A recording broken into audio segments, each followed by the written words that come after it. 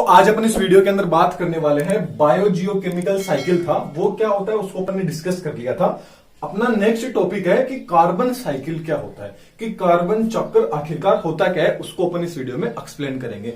तो आपने biogeochemical cycle की वीडियो नहीं देखी है तो पहले वो देख के आया, आपको पता चले कि बायोजियोकेमिकल साइकिल होता क्या है। वैसे नॉर्मली मैं आपको बता देता हूं कि बायोजियोकेमिकल जो साइकिल होता है वो होता क्या है। तो देखिए, कोई भी एलिमेंट्स होगा, कोई भी केमिकल एलिमेंट्स है, वो यदि एटमॉस्फेयर में, मतलब कोई भी एटमॉस्फेयर में ये कोई भी एलिमेंट है, केमिकल एलिमेंट, यहां से क्या हुआ, ये अर्थ पे आया, अर्थ से किसी ऑर्गेनिज्म में गया और वहां से वापस एटमॉस्फेयर में चला गया, मतलब बायोस्फीयर में चला गया। तो इसी चक्कर को, इसी साइकिल को अपन क्या बोलते हैं, बायोजियोकेमिकल साइकिल बोल देते हैं। That's clear. एकदम कोई हार्ड डेफिनेशन नहीं है, छोटी सी डेफिनेशन है कि कोई भी एलिमेंट आया, कैसे आता है कैसे जाता है, वो अपन कार्बन साइकिल के थ्रू देखेंगे। ऐसे बहुत साइकिल है, कार्बन आ गया, ऑक्सीजन आ गया, वाटर साइकिल आ गया, सल्फर साइकिल आ गया। इन सबको वन बाय वन अपन आने वाली वीडियोज में एक्सप्लेन करेंगे एकदम डिटेल से। तो देखिए, कार्बन साइकिल की बात करें तो जो एटमॉस्फेयर होता है, एटमॉस्फेयर में कार्बन के रूप में क्या प्रेजेंट है, CO2 प्रेजेंट है। क्या प्रेजेंट है, CO2 प्रेजेंट होता है। और ये CO2 होता है हर ऑर्गेनिज्म के लिए इंपॉर्टेंट होती है।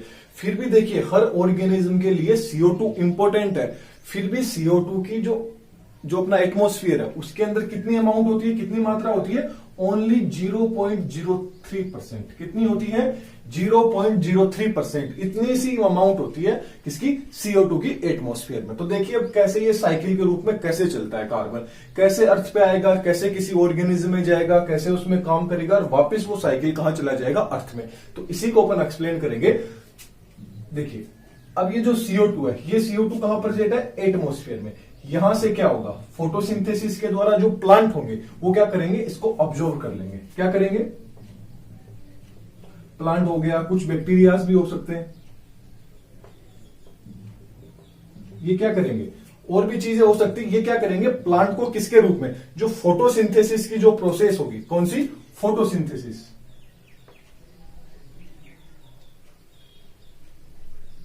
फोटोसिंथेसिस के द्वारा इन्होंने क्या कर लिया, CO2 को ऑब्जॉर्व कर लिया।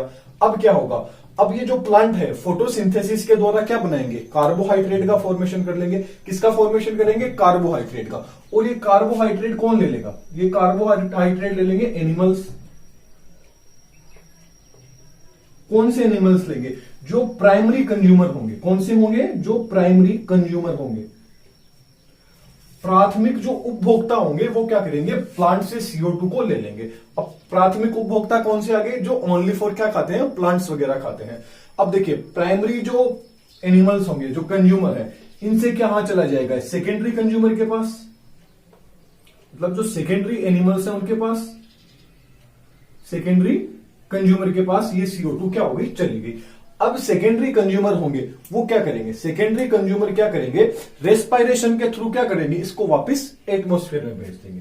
क्या करेंगे, ये रेस्पायरेशन।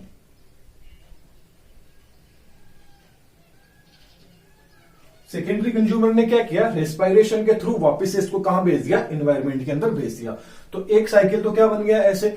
और क्या हो सकता है, और आप देखें तो ये जो सेकेंडरी जो एनिमल्स होंगे एंड जो प्लांट्स होंगे, एंड ये जो प्राथमिक जो प्लांट्स हैं, इनको भी ले लीजिए, इनकी यदि क्या हो जाएगी, डेथ हो जाएगी।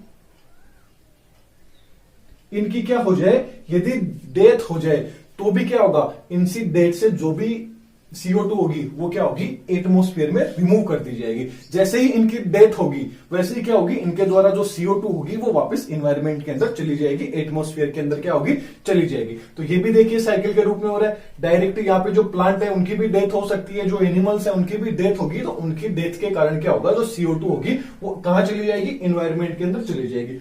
और देखिए, तो जो आपने देखा होगा, जो प्लांट्स होते हैं उन्हीं के द्वारा क्या बना है, फॉसिल फ्यूल बना है।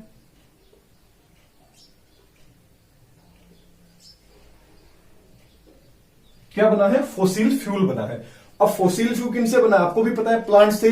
लाखों करोड़ों साल पहले क्या हुआ, प्लांट से वो क्या हो गए, जमीन के अंदर चले गए, उनसे क्या बन गया, फॉसिल फ्यूल बन गया, जिसको आज के टाइम, प्रेजेंट के टाइम क्या करते हैं अपन, यूज करते हैं। तो इनके द्वारा भी क्या होता है, CO2 निकलती है। आपको भी पता है कि पेट्रोल वगैरह का अपन यूज करते हैं तो उनसे क्या होती है, CO2 निकलती है। उनके दहन से क्या करती है, CO2 रिमूव हो जाती है। तो ये CO2 वापस कहां चली जाएगी, इन्वायरमेंट के अंदर, एटमॉस्फेयर में फिर से चली जाएगी। तो ये भी क्या हो गया, एक साइकिल के रूप में हो गया।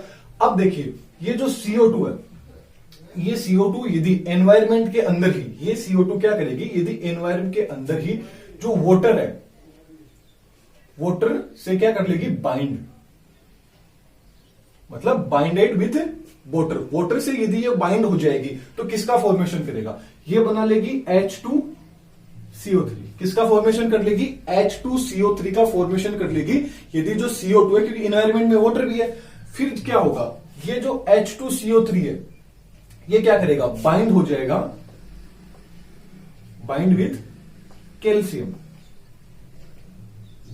किससे बाइंड हुआ, कैल्शियम से बाइंड हुआ। और कैल्शियम से बाइंड हुआ तो इसने क्या बनाया, इसने बनाया CaCO3। इसको क्या बोलते हैं, कैल्शियम कार्बोनेट बोल देते हैं। CaCO3 बनाया और ये क्या होता है, लाइमस्टोन। लाइमस्टोन। अब लाइमस्टोन के द्वारा आपको पता है कि जो इसका जब सबडक्शन होगा,